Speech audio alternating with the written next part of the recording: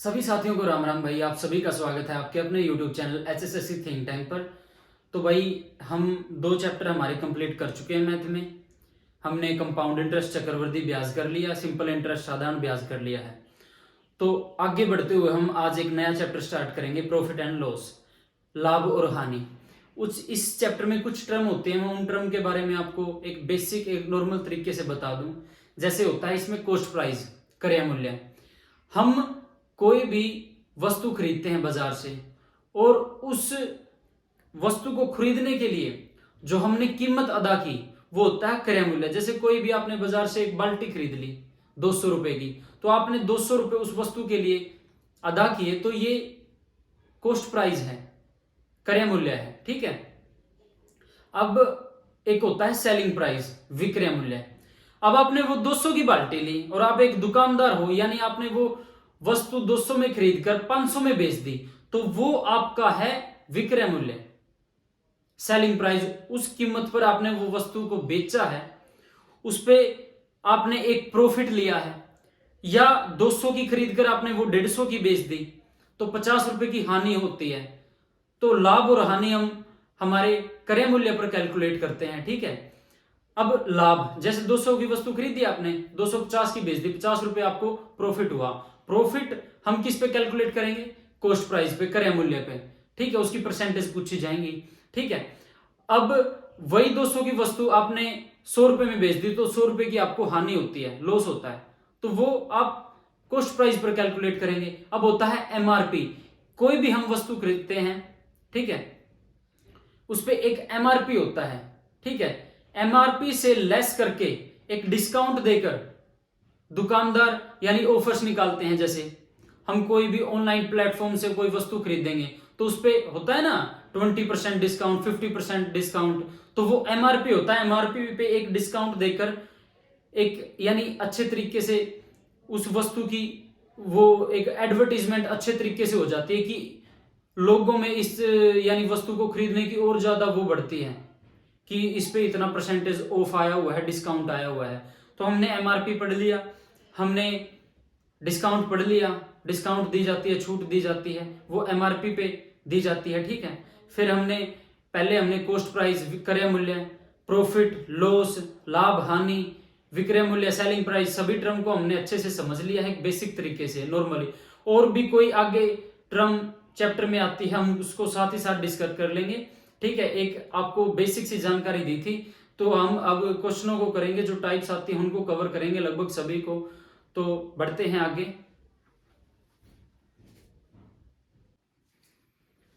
तो बढ़ते हैं भाई हमारे क्वेश्चन की तरफ। चैप्टर थोड़ा लंबा होने वाला है, ज्यादा इसमें टाइप हैं, एक बड़ा चैप्टर बोल सकते हैं प्रॉफिट एंड लॉस को, लाभ और हानि को। तो बढ़ते हैं भाई, धीरे धीरे इसको करेंगे, इसकी वीडियो ज्यादा बनेगी इस चैप्टर की। तो पहली वीडियो से स्टार्ट करते हैं आज। एक दुकानदार अपनी वस्तुओं पर 16 सही 2/3% की छूट देता है तथा 2545 रुपए में बेचता है, तो वस्तु का अंकित मूल्य क्या? तो इसमें एमआरपी पूछ रखा है। ठीक है। कोई शॉपकीपर है, उसने कोई अपनी वस्तु पर 16 सही 2/3% की डिस्काउंट दिया है तथा उसको 2545 रुपए में सेल किया है, तो वस्तु का एमआरपी पूछ रखा है। तो इस क्वेश्चन को करते हैं भाई वही तरीका, 16 सही 2/3%, इसको हम वो करेंगे सोल्व। 16 × 48, 50/3 और परसेंटेज का नाम का 100, 50 दूनी 100, 1/6 हो गया भाई। आपको स्टेप बाय स्टेप चीजें बता रहा हूं। कोई भी वस्तु जैसे 6 है, ठीक है, 6 उसका हमने मान लिया एमआरपी, ठीक है, अंकित मूल्य, और ये हमारी होगी छूट, डिस्काउंट। ठीक है। 6 रुपए किसी वस्तु का एमआरपी था और उस पर 1 की हमने छूट देती, तो छूट देकर वो कितने की पड़ती है वस्तु? 6 से 5। एमआरपी था, 1 की छूट दी, तो 5 में उस वस्तु को हमने बेच दिया, सेल कर दिया, तो 5 की वैल्यू इन्होंने क्या दे रखी है? 2545।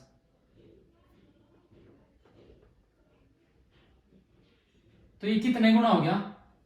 2545 डिवाइड बाय 5। 5 की वैल्यू इन्होंने हमारे अकॉर्डिंग 5 है, क्वेश्चन के अकॉर्डिंग 2545 है।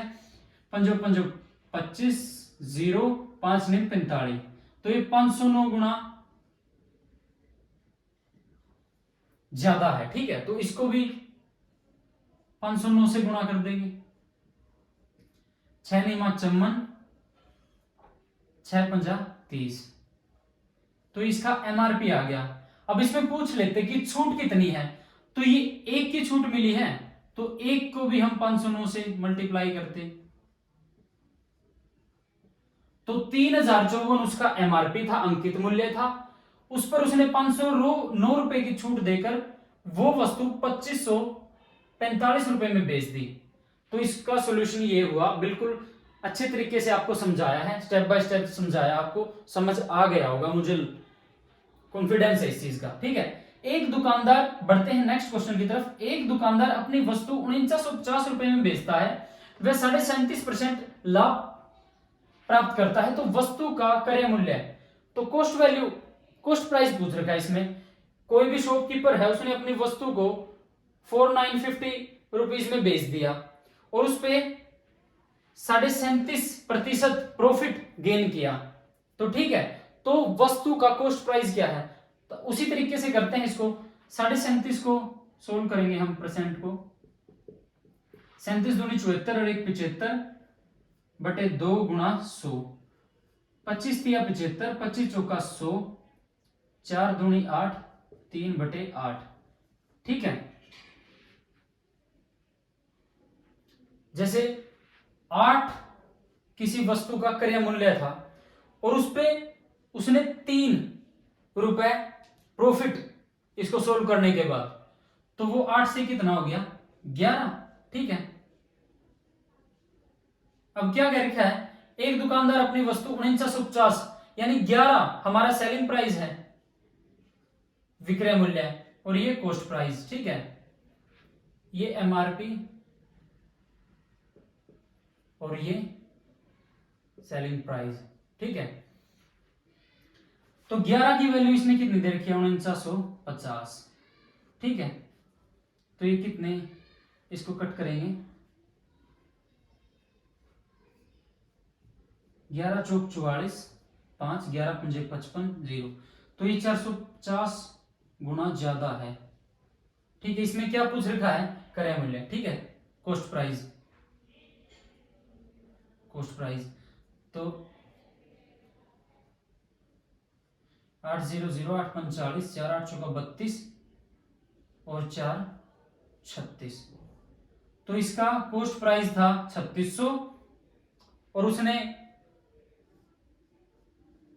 अब पूछ ले कितना प्रॉफिट, यानी रुपए में पूछ ले, तो कितना हो गया, 300, 3 पंजे 15, 3 चौके 12 और 1 13, 1350 रुपए का उसने प्रॉफिट लिया और उसको 4950 रुपए में बेच दिया। 3600 उसकी यानी कॉस्ट प्राइस थी उस वस्तु की। तो भाई बढ़ते हैं आगे, फिर इसको नोट डाउन करो, साथ ही साथ आपको नोट्स बनाने हैं भाई, एक अच्छा कंटेंट दे रहा हूं आपको, तो इनको नोट डाउन करो भाई। तो भाई बढ़ते हैं नेक्स्ट क्वेश्चन की तरफ। क्या है क्वेश्चन हमारा, एक दुकानदार अपनी वस्तु को 3542 रुपए में बेचता है, वह 22 सही 2/9% हानि उठाता है, तो क्रय मूल्य ज्ञात करें। कोई भी शॉपकीपर है भाई, अपनी वस्तु को इतने रुपए में बेचता है, सेल करता है, और उसको इतने परसेंट की हानि होती है, 22 सही 2/9% की का लॉस होता है, तो कॉस्ट प्राइस पूछ रखा है भाई, क्रय मूल्य बताना हमें। तो इसको 22 सही 2/9 को सोल्व करेंगे, 22 निमा 198, 200 बटे 9, परसेंटेज का नाम का 100, तो ये हो गया 2/9, यानी 9 उसका क्या था, क्रय मूल्य, कॉस्ट प्राइस, और उसने 2 की हानि उठाकर 9 में से 2 गया कितना, 7,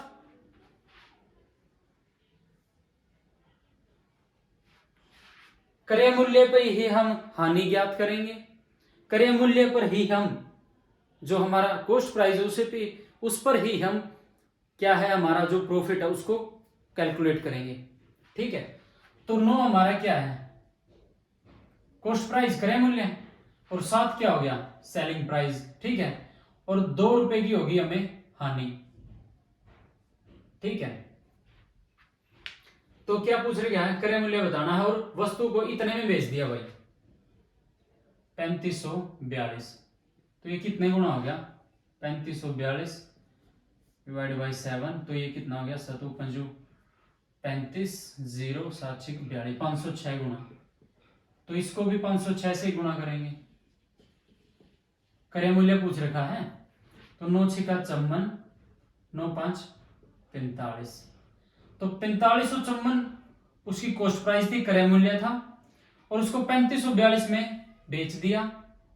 कई बार अब इसमें तो क्या पूछ रहे क्या है, कॉस्ट प्राइस क्रय मूल्य, तो इसमें पूछ लेता कि हानि कितने रुपए की हुई, तो इसको भी 506 से गुणा कर देंगे ना, तो ये कितना हो गया 1012, ठीक है। बिल्कुल नॉर्मल तरीका भाई, आपको समझ आ गया होगा, साथ ही साथ आपको अपनी जो है नोटबुक में इसको नोट डाउन करना है। नेक्स्ट क्वेश्चन की तरफ बढ़ते हैं। एक दुकानदार अपने ग्राहक को 6 सही 1/4%, 20%, 25% क्रमागत छूट देता है, तो कुल कितनी छूट दी गई, सक्सेसिव डिस्काउंट दे रखा है भाई किसी दुकानदार ने, तो ये इनको सभी को सोल्व करते हैं। 6 चौका 24 और 1 25, इसको सोल्व करेंगे तो 6 चौका 24 और 1 25, 25/4 100, परसेंटेज का नाम का 25 चौका 100, तो ये कितना हो गया 1/16। इसी तरह 20/100, तो ये कितना हो गया 1/5। इसी तरह 25, ठीक है, 25/100, ये कितना हो गया 1/4।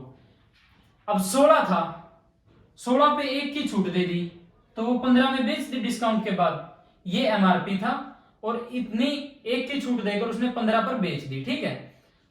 अब 5 था एमआरपी, 4 1 की छूट दे दी 20% और 4 पर बेच दी, ठीक है।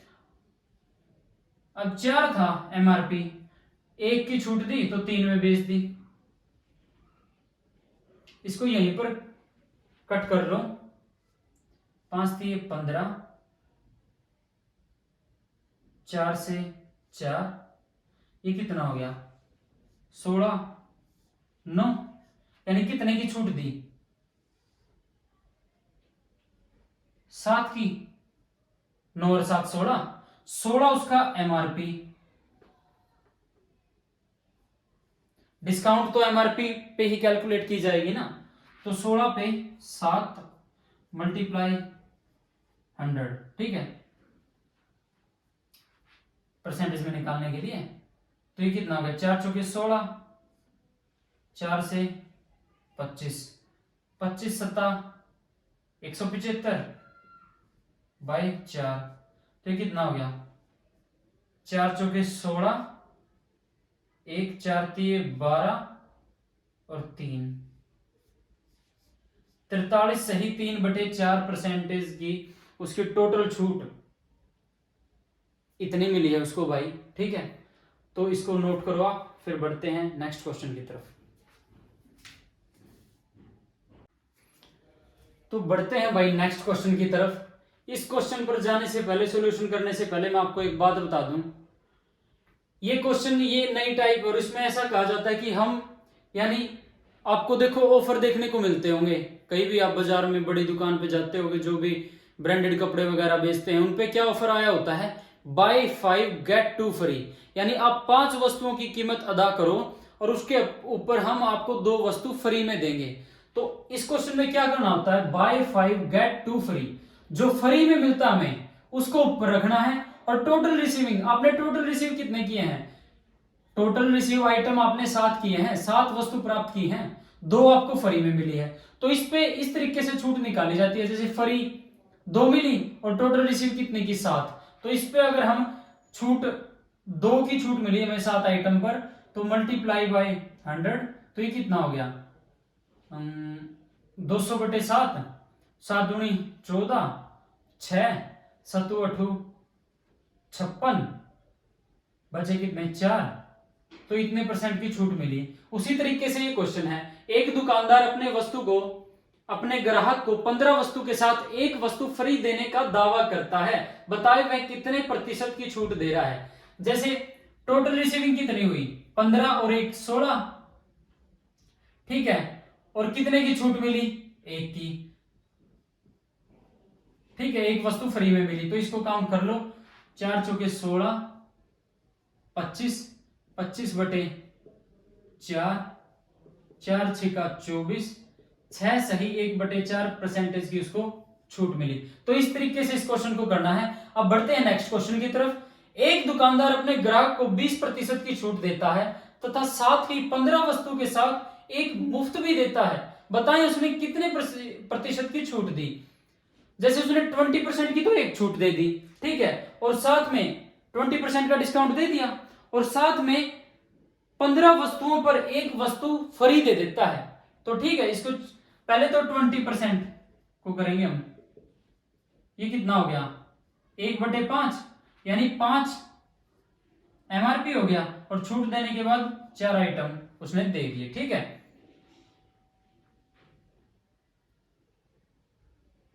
इतने की छूट दे दी, और साथ में अब 15 और 1 16, टोटल वस्तु होगी 16, और फ्री कितनी दी है, 1।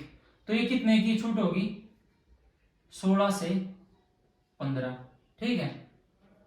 ये एसपी सेलिंग प्राइस, ये एमआरपी, ठीक है। अब इसको कट कर लो, 4 चौके 16, तो ये कितना हो गया, 5 चौका 20, 15, 5 की छूट दी, ठीक है। 5 की किस पर दी, 20 पे,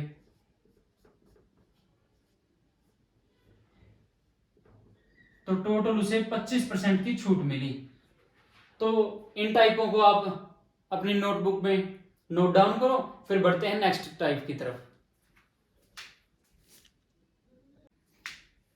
तो बढ़ते हैं भाई नेक्स्ट क्वेश्चन की तरफ।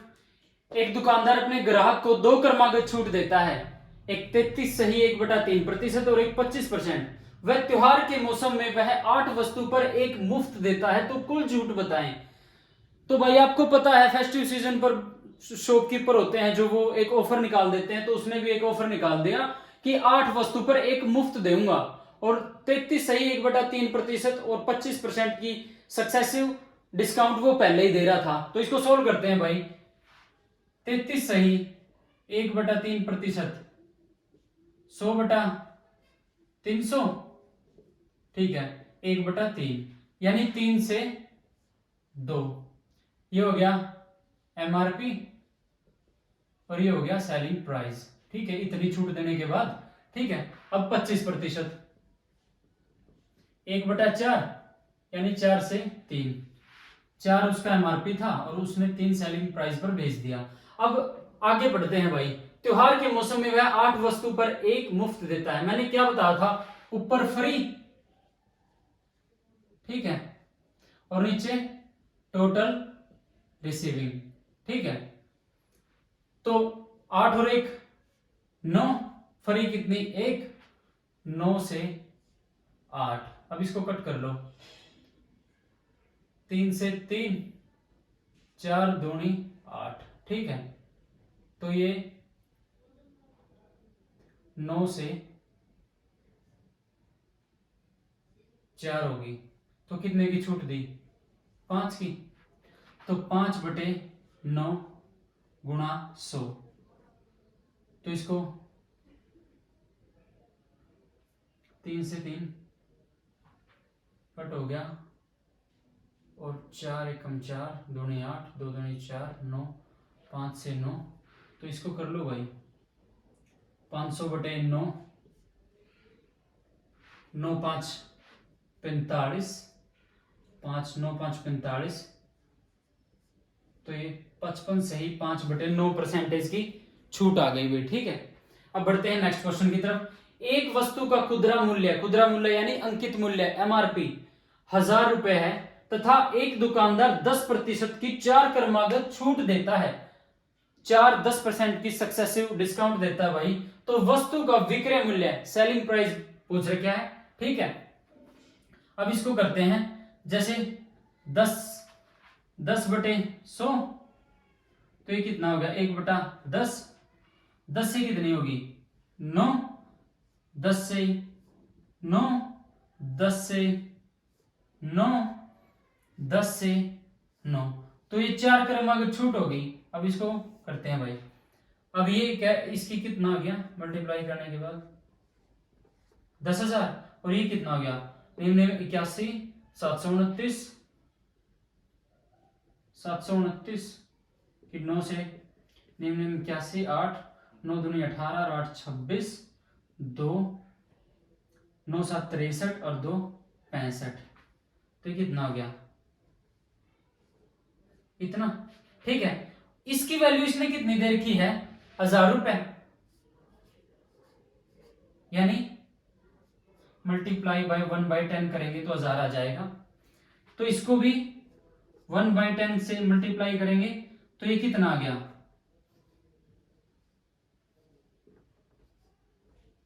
तो इतने रुपए में उस वस्तु को उसने बेचा 4 सक्सेसिव 10% की डिस्काउंट देने के बाद। तो इनको नोट डाउन करो भाई, फिर बढ़ते हैं नेक्स्ट क्वेश्चन की तरफ। तो बढ़ते हैं भाई नेक्स्ट क्वेश्चन की तरफ। थोड़ा क्वेश्चन ये डिफिकल्ट है। तो क्या है क्वेश्चन, एक व्यक्ति ने 5% साधारण ब्याज की दर से राशि उधार ली। यदि वह लोन ली राशि का 50% 10% साधारण चक्रवृद्धि ब्याज की दर से निवेश कर दिया, 4 वर्ष बाद उसे 3205 रुपए का प्रॉफिट हुआ। तो जो अमाउंट है वो पूछ रखी है। तो क्या है, वो कोई एक अमाउंट है, उसको 5% साधारण ब्याज की दर से 4 वर्ष के लिए उधार देवे है, और फिर उसी राशि ने किसी और को आगे वो आधी राशि ने 10% साधारण ब्याज की दर से 10% चक्रवृद्धि ब्याज की दर से निवेश कर दिया। तो उसने लाभ कितना हुआ इस लेन देन में। ठीक है, तो पहले तो हम इस पे ये कैलकुलेट करेंगे। तो मैंने क्या कहा 10% है ना, तो मैं आपको कई बार बता चुका हूं। अब 4 वर्ष का पूछ रहा है 1/10, तो इस 10 का आप 4 टाइम मल्टीप्लाई वाला वो मान लो, ठीक है, अमाउंट। ठीक है, तो इसकी कितना हो गया 10,000। 5% साधारण ब्याज की दर से 4 वर्ष के लिए उधार ले लिया है, तो ये कितना होगा 5 का 20, 2,000 रुपए उसे ब्याज प्राप्त हो जाए, यानी टोटल उसके पास 12,000 हो जाए। ठीक है, 12,000 देने होंगे उसने। ठीक है, तो अब क्या करे है वो, लोन ली राशि का 50%, 10,000 मानी है हमने अमाउंट, उसका 50% कितना हो गया 10,000 का 50% 5,000 हो गया।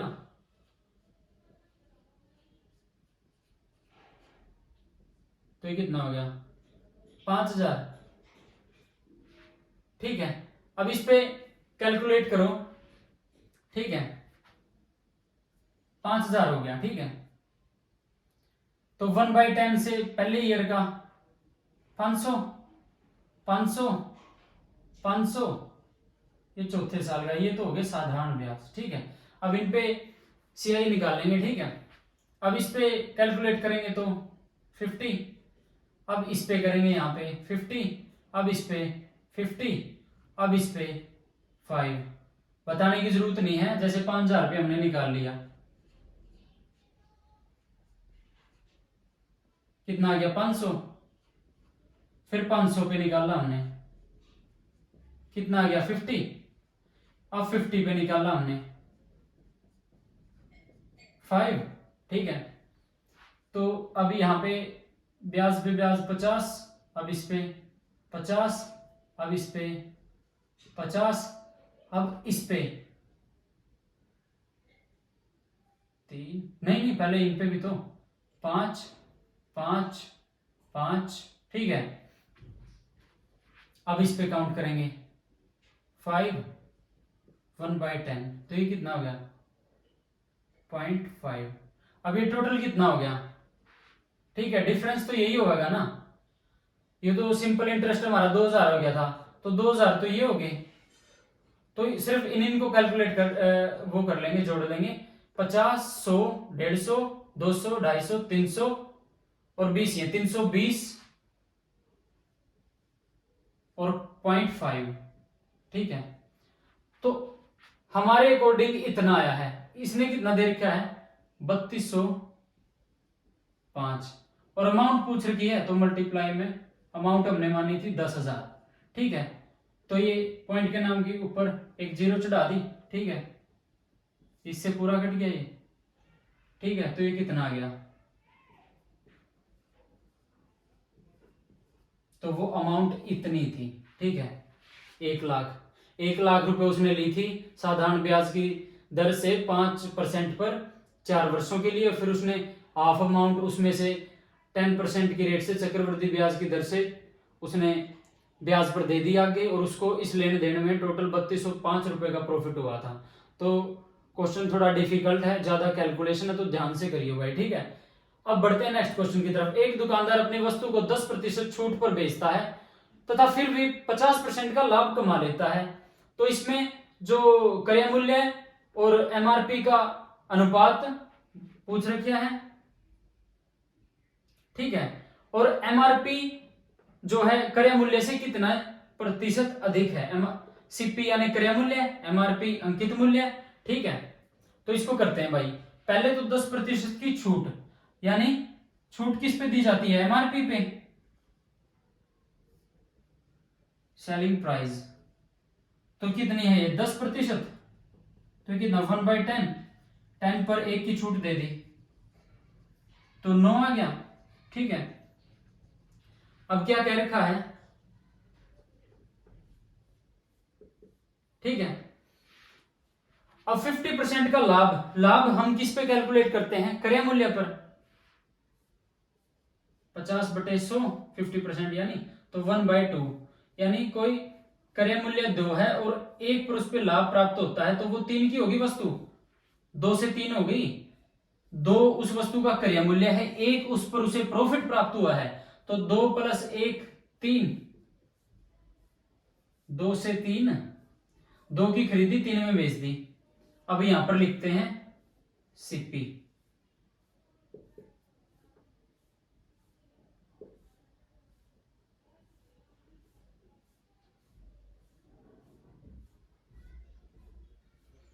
तो सीपी कितना है 2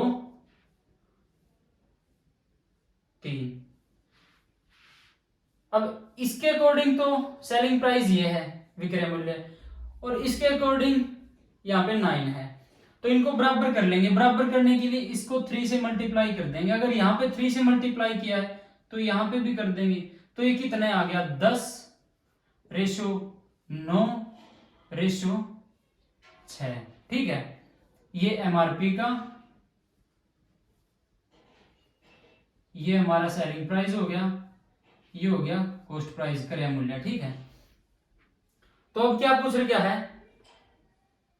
क्रय मूल्य और एमआरपी का रेशो क्या है, तो क्रय मूल्य कितना हो गया 6 और एमआरपी कितना है 10,